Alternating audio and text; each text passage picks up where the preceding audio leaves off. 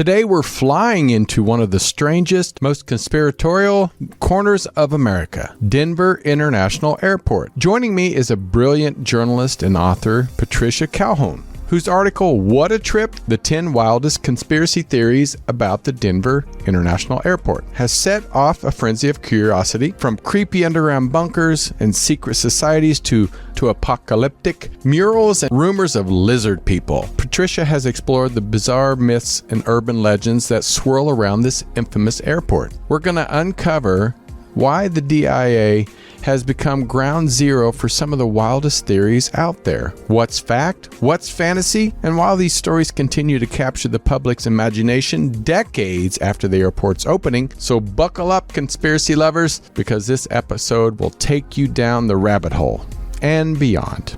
I'm Tony Sweet with Truth Be Told. Please welcome to the Truth Be Told studios for the first time, journalist Patricia Calhoun. It's Patricia. How you doing, Miss Patricia? I'm doing just fine, thanks, Tony. Well, I told you right before the show that I passed through Denver about a week or so ago. Yeah, a week or so. I was coming back from Kansas, and of course I thought about the airport that I've flown into many times. And you wrote an article that said, What a Trip, the 10 Wildest Conspiracy Theories About Denver International Airport. I've heard some good stories about this for quite a while.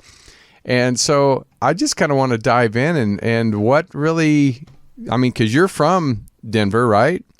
Well, I'm from Chicago, but I've been here longer than the airport, so I'm qualified to comment. There we go. Well, what was the rumors that you heard and then inspired you to write the story? Well, we used to have an airport that was very convenient, like 10 minutes away from downtown, but it was way overgrown. So in the 80s, Denver decided it needed a new airport. And so they found this place to hell and gone, way out northeast of the state. Way out there. There was nothing there at the time. So, of course, the first conspiracy theories were all the people who made money off it. But then the conspiracy theories got much, much better as plans came through to build the airport. There were rumors that it was on an Indian burial ground. And so when the construction started, it was cursed from the beginning. How many people died? Then as the construction continued, the rumors got far more elaborate. Some of them based on reality, like there was an experimental baggage system that actually did eat everyone's luggage in the tests. And from there came that there were Martians in the lower levels of the airport, or if not Martians, it had been built as a concentration camp by the New World Order to imprison bad people. There's that one. There are giant reptiles down there. There are lizards. You name it, that airport has it. Well, where did you start? Because you wrote the article, but what was the one thing that really fascinated you and says, you know what, this might be a good story to tell? Well, it was the 30th anniversary at the very end of February, which is why I recapped a lot of these conspiracies. A lot of them are older than 30 years. There's the rumor that the runways were laid out like a swastika or a penis. And the two shapes are really not that similar, but those rumors are both out there. Then there were the baggage rumors. And when it finally opened 2 years late, there were problems from the beginning, little glitches here and there. But the greatest rumor of all was when the Blucifer, the blue horse Mustang, was finally installed after killing its creator.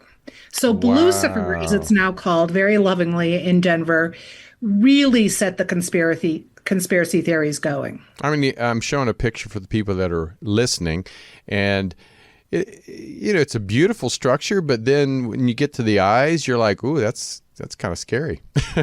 Glowing, crazy red eyes, anatomically correct for a fiberglass horse that's 32 feet. So it's a startling sight that greets you as you come into the airport or leave the airport. And it was in a poll about 2 years ago. They polled Denver for its favorite piece of public art, and Blucifer, or Mustang, its official name, was the most loved and the most loathed. So it's made an impact. And you said the creator died. How did this creator die? Well, when the airport was first commissioned, there were a lot of pieces of public art under our 1% for Art program. And Luis Jimenez, a famous artist based in New Mexico, got one of the commissions to create this horse. He was very behind schedule. The city kept threatening to sue him. Finally, he was in his studio hurrying up before he got fined for missing the deadline. And as he was constructing the horse, a piece of the leg impaled him. Oh, my God. And died. And that is true. And his kids finished it off for him. Wow. Now that's pretty random. That's a killer horse. Yeah, no question. Yeah. I would not want to get too close. Well, that's pretty crazy. So I know that also you talked about the structure, the way, if you look above, and I'm going to show a picture, but it's also, we're going to dive into the doomsday bunkers buried underneath the airport. Can you talk about a little bit about what we're seeing here for the people that are viewing, if you want to describe to our viewers that are listening what we're seeing here? Because I don't see much, but I do see it. Now I see the swastika. Yeah, the swastika. Frankly, I still don't see the penis, but I don't see that either. But Denver International Airport, since it's at the base of the mountains and in the middle of the country, it was built as an all-weather airport. Had started out with 5 runways. So you're seeing basically the configuration of the runways. It was out on old farmland and prairies, so there was plenty of room for it to stretch out. Right. And plenty of room, of course, underneath to build those doomsday bunkers. Adding to the conspiracy theory for that, when they decided to have a celebration for the opening, and the opening was delayed, the group that set up the party was called the New World Airport, which sounds a lot like New World Order. So that wasn't exactly a smart title if you wanted to keep conspiracy theorists at bay. Yeah, I've heard years ago, even when I was a kid, about the bunkers in the mountains of Colorado, where, if there was a nuclear war, that it could fit a certain amount of people in the bunkers. Or that's all true. Yes, which is true. but I've not heard much about the doomsday bunker underneath the airport. But I guess if they're building, out in the middle of kind of nowhere, maybe people can't observe it as much as they would if it was closer to the city. True. There were no real neighborhoods at the time to watch this happen.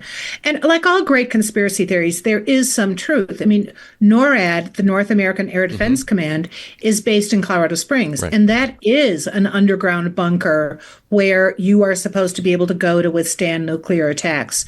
And part of the rumor, one version of the rumor, has underground tunnels from Denver International Airport to the underground bunkers at NORAD. I've never found them myself, but I have been down on those levels. And one of the things that also gave rise to it at Denver International Airport is the baggage level that was eating luggage was basically closed off. So there's this whole level that for years was closed off while they tore out the baggage system that never worked. I mean, they just go by the old system every other airport works. But that secret level led to a lot of conspiracy theories too. What was this new baggage supposed to do in the first place that was different than? It was supposed to have things, and think about this. This was 92, 93 when they were working on it. And it was supposed to be computerized and automated. So you didn't have to basically have people in carts pick up your bags, figure out where they were going, and then put them on the right conveyor belt. This was supposed to be automated. It never worked. And it just basically ate the baggage. Or so we've been told. It could have been lizards eating the baggage. Right. Yeah, well, they may like leather and fake leather and all that. Knapsacks. You're going to call that. Yeah, you never know. Clubs.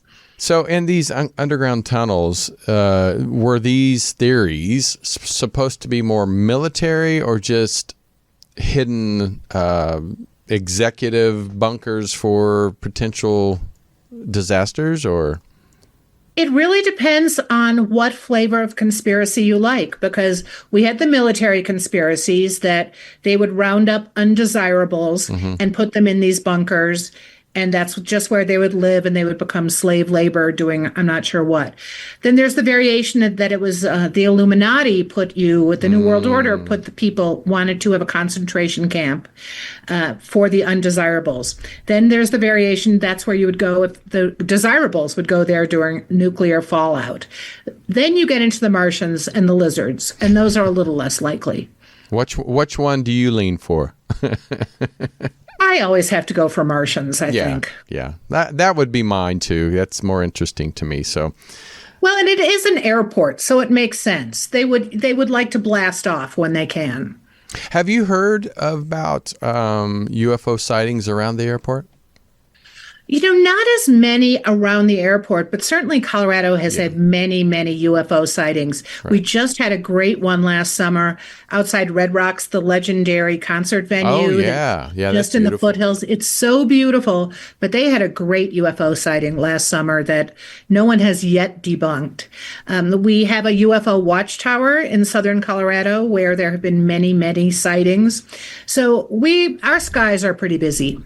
With unofficial flights. Yeah. I would love to. I think that would be kind of fun to go to that tower.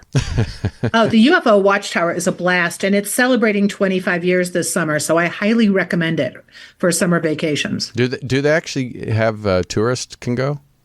Oh, yeah. It is basically, it's a very short tower. It's basically a tourist trap, but it's in the San Luis Valley, which is known for all its mystical psychological vortexes. All right. I'm going to put that on my travel list. You can also see the alligator farm and the great sand dunes when you're down there. Hey, you might as well get a whole weekend out of it. Exactly.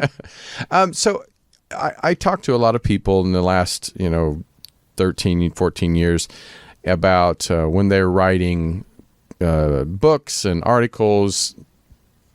And some people actually do get some kickbacks, or not kickbacks, threats about maybe getting too close to the truth about something. Have you had any, not necessarily threats, but people saying you're getting too close to a topic that's not very popular amongst these sites? Well, we got a lot of threats not related to Denver International Airport because we're kind of a cranky, weekly, 24/7 website that's writing a lot of stories that people might be upset by. So the airport actually is one of the things most people can agree on. We've embraced all the strange conspiracy theories. And if we've ever hit on any of the accurate ones, those people are too smart to threaten us. Because it's buried in so many conspiracy theories, it's hard to choose the real one. I love it. And yeah, like you said, anything, you put yourself in the public eye in any way, and you're touching on some type of conspiracies or anything, one side or the other is always going to have something to say. So, well, and there's so many sides. Oh, yeah. One thing that I do, and I'm sure many people that have flown into the airport itself, there's a lot of amazing murals. And I'm going to just kind of show a few that you can talk about. This one was very interesting. Like you said, we had the Blucifer, and then we have this one. Can you talk about this? I don't know the name of this one. Well, this one is by, they're Children of the World Dream of Peace, and I think this is the other one by Leo Tanguma, who is one of the very early muralists. Denver's had a very strong legacy of muralists, and he painted this right when the airport was opening. And the conspiracies grew out of this piece pretty quickly. And this held up the New World Order concept that people were going to come in, military was going to come in and imprison people. Leo Tanguma was somehow blissfully unaware that there were all these conspiracies about his paintings until one day a van of conspiracy theorists drove up to his studio in Metro Denver and actually got out and wanted to talk to him about what was the truth. And that was how he found out that his paintings had led to these conspiracies. Allegedly, that's right. Because when you look at them, there's some beauty in it, but then there's also looks like a lot of pain, a lot of like disaster. It's not the. I love the dove on the tip of the sword. I mean, it's just, you're like, it is. What does that mean? And what was his interpretation? Well, if you look at the second one too, it's really that peace and love will triumph and the children of the world will unite. But that first one in particular does look a little scary. And these aren't small. And they were right at the entrance to the airport as you come in. And so they were a little freaky to some people and definitely inspired lots of conspiracies. Of course. Yeah. I've seen it, and like I said, you're like, what does this mean? Because there's not really much of interpretation of other than your mind flying with, like you said, conspiracies, or just what was the artist thinking at the time. Right. It doesn't really inspire travel or tourism, No. which you would think would be what they would have authorized. But, another one that really inspired a lot of talk was one of the early art commissions, and it was gargoyles in suitcases by the baggage claim, which, love it or I think they're pretty great and probably very accurate when you think about how many pieces of luggage have been lost around the world. But the gargoyles are just back because Denver International has been doing a big expansion, updating a lot of things for its 30th. So those guys are just back. I'm not sure if the murals by Tanguma are back, but we have been promised everything will be put back in place. With all these rumors and all these conspiracy theories, how has the airport itself responded to these rumors over the years, and has it changed as the years went on? The airport originally was very, very sensitive about it because they thought that here we finally opened this multi-billion-dollar project, and it seems to be kind of working after the luggage eating up and everything else. And all people would talk about were the conspiracies. That the Mustang wasn't in place yet, but certainly Leo Tanguma's murals and the rumors about the Martians and the reptiles and the New World Order. So the airport didn't have much of a sense of humor, although with time it began to embrace it. And in fact, it had a whole exhibit devoted to conspiracy theories and showing some of the best ones, including that New World Order. I think you've got the capstone that was put in the big terminal. So they had they explained why that existed, if you believe it. And that was dedicated a good year before the airport actually opened. And it does look a little Mason conspiracy Illuminati. But the airport ultimately embraced it. And in fact, when the most recent construction project started, they put up signs that said, "We're under construction," or "It's the Martians." I mean, they made fun of all the conspiracy theories, which probably didn't help travelers who'd never heard them and couldn't figure out where they were going. Yeah, and I see that they embrace every so often about, I think there was one sign that had an alien that says, Denver has its secrets or something like that. Exactly. And you can actually, I think, maybe still get some souvenirs that are a little Martian-y out there. And certainly Blucifer it's been adopted all over town as a symbol of Denver. Has any of the kind of the religious figures in the area, have they ever tried to protest it? I will say this, the religious figures in the area have pretty much stayed away. The leaders have enough things to get involved in. Art haters did get involved early, like shortly after Mustang went up. There was a campaign to try to get rid of the devil horse, as they called him. But that wasn't religious people. That was just people who thought they had better taste. I was going to say that's interesting, especially art, because... And under Denver's rules, you can't remove a piece of authorized public art that went through the proper channels for 5 years.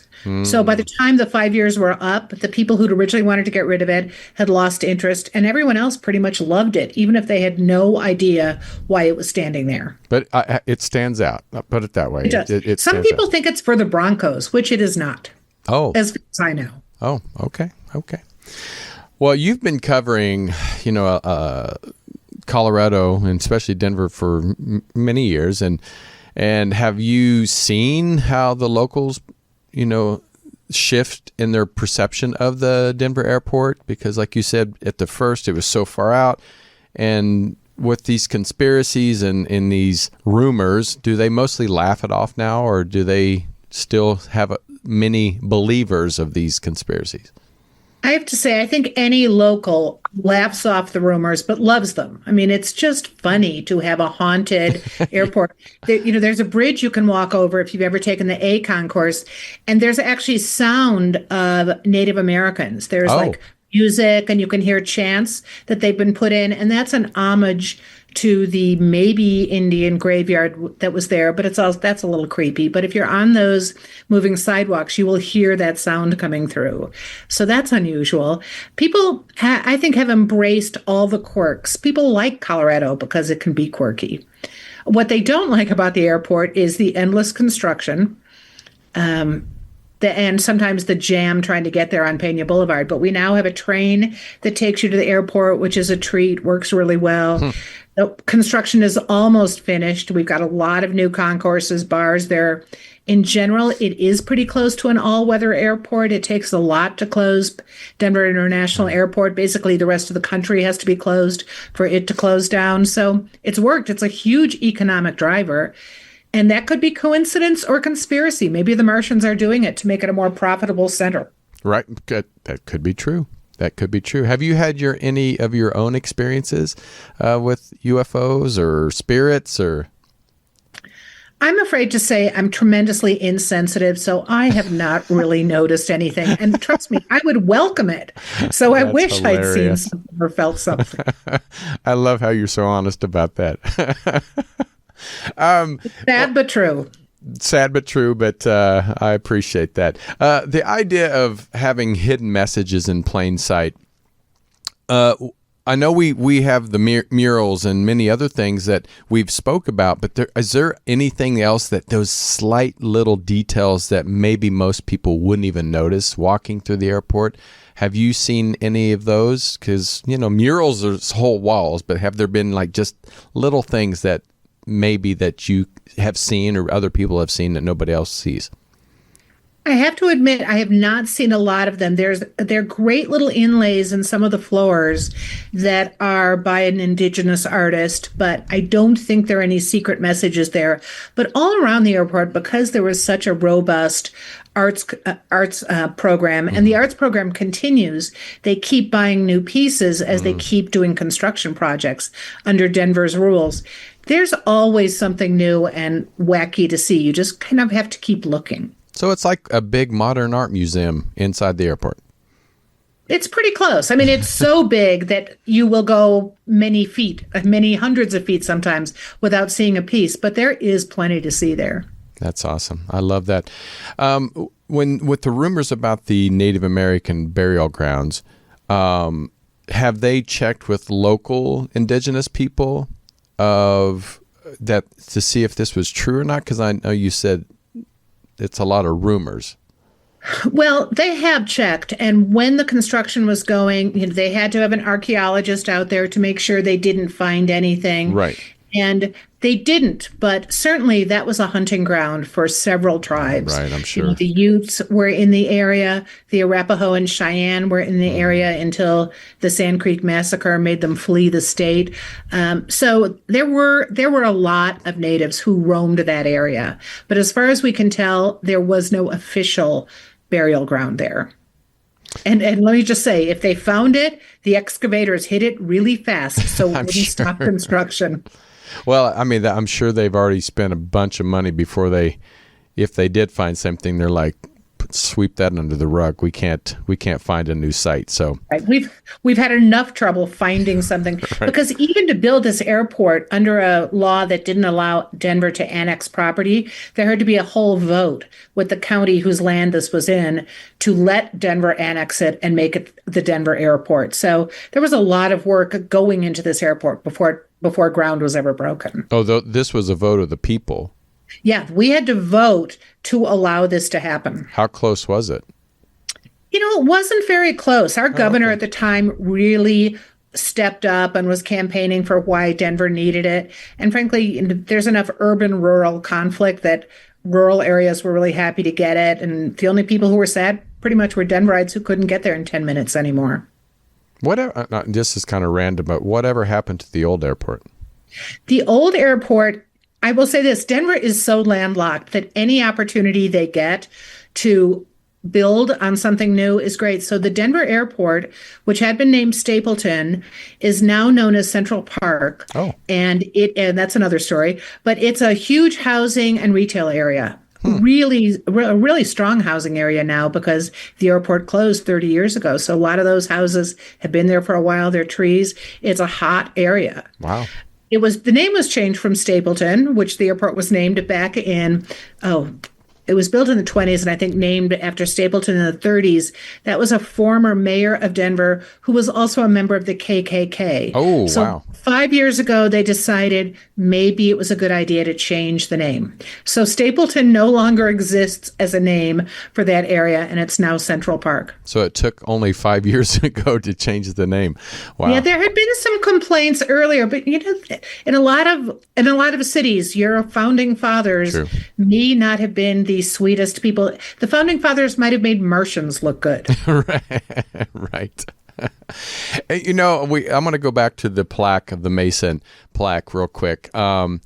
It's circled here. It says the time capsule beneath this stone contains messages and memorabilia to the people of Colorado in 2094.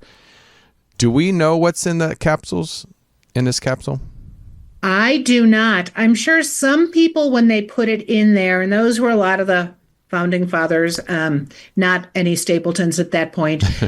We might find out what they put in it. Some mentioned, I think they put in some of the old flight things from Stapleton Airport so people could compare what it had replaced. But there could be a lot of big surprises there. You might make it till the opening. I don't think I'll be there. No, I will be 130 some. so I think I'm good.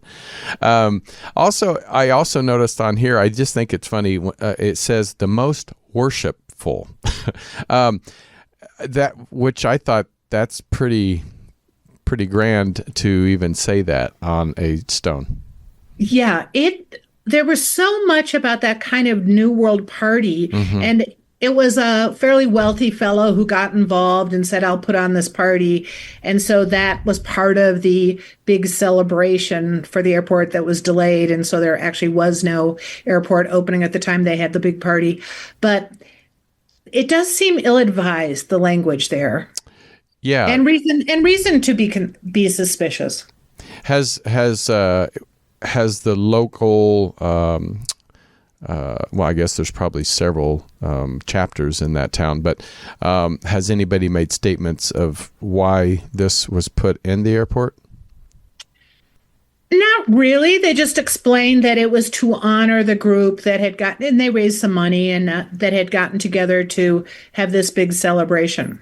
But why it's there is still kind of a mystery. And the airport's embraced it. I think most people can't even remember why it's there. Yeah, most people probably just walk past it and don't even notice it. Exactly. So.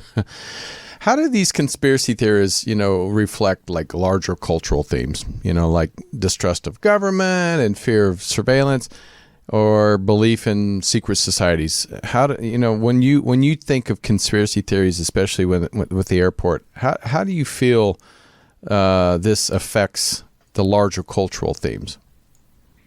Well, it does point to the fact that many of us have a big distrust of our government, of the people who lead things, or also just maybe a very strong belief that there's something more out there, that you're not just getting on a United airplane and getting a little snack that is no longer peanuts, that there is more to life than this or death than this, that there is a greater beyond. And especially as you get on an airplane and you're flying off into the atmosphere, you do wonder what is beyond there. So I think people try to fill that with theories.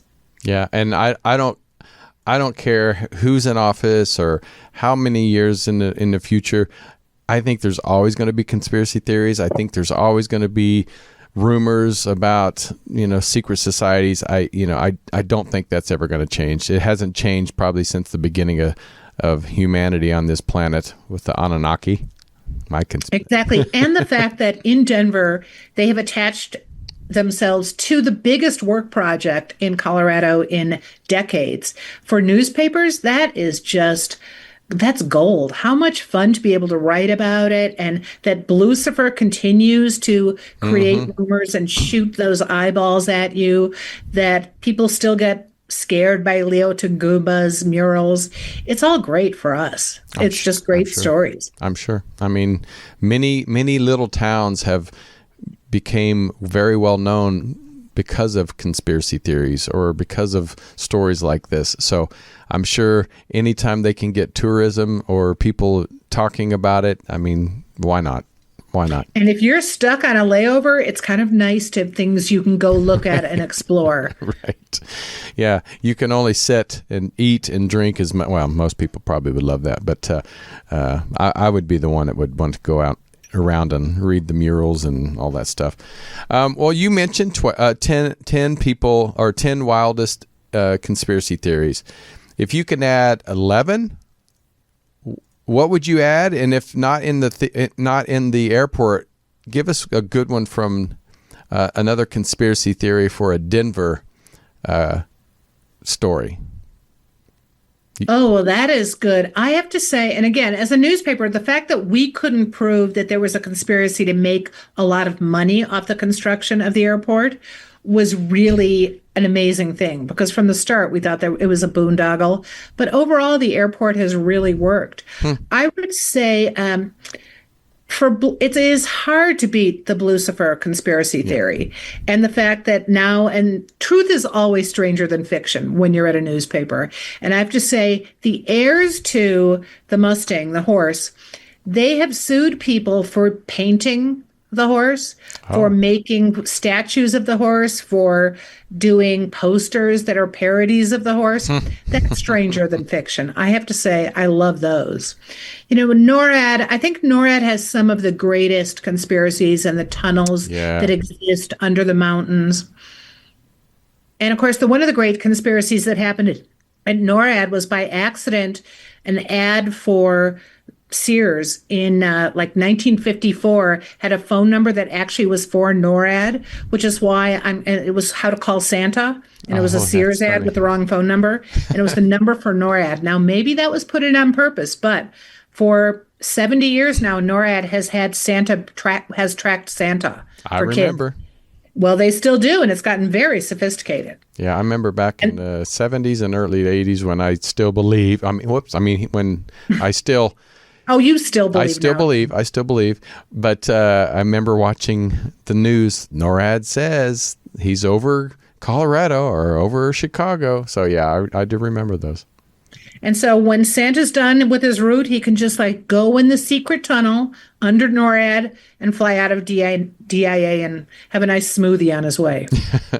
Well, before we get out of here, like I said, you're editor-in-chief of Westword. Tell us about what Westword is and what is your main focus? We started, almost 50 years ago as an alternative news weekly. I know. Because we wanted to tell the truth about what was really going on in Denver, as opposed to the mainstream daily newspapers, which, as you know, are disappearing right and left all over the country. Right. Now we're still here to just tell people what's going on in Denver, but we do it not just in print, but 24/7 on the web. And I have to say, there always are lots of stories out there, and plenty of them are based at DIA. Well, if anybody wants to, check it out, just go to westword.com and you can see what's latest in the Denver, or I'm sure Colorado, but mostly Denver. And it looks like they have a lot of different arts, music, cannabis, things to do. Best of Denver. So next time I go, I'm going to make sure I check it out. But Patricia, thank you so much for being on the show. I really appreciate it. That was fun to just go to some of these conspiracies of things that, like I said, I've been to Denver Airport many times. Some things I knew about, some things I didn't. And now, next time I go, I'm going to have more things to walk around and look at. Well, great. And my pleasure. If you find anything we missed, please let us know if the Martians let you escape to talk to us. I will be the Inspector Clouseau of the Denver Airport when I go next time. That's great. Which I'll probably get arrested or something for doing that. Locked up in the fourth level of the baggage claim. Yes. Well, thank you so much, and thank you everybody for tuning in. And please, always go to Westward. I always say Westward. Westward.com. There we go. I'm thinking of Westwood One, which is also a big media outlet. So, but we want to thank you guys and for subscribing, listening, and sharing this show. If you have any questions, please reach out to Patricia or me. And like I said, tell us what you want to hear. That's what we're here for, to give you what you want. And but until next time, I'm Tony Sweet. See you next Friday right here on Truth Be Told and on the Club Paranormal Network. Bye.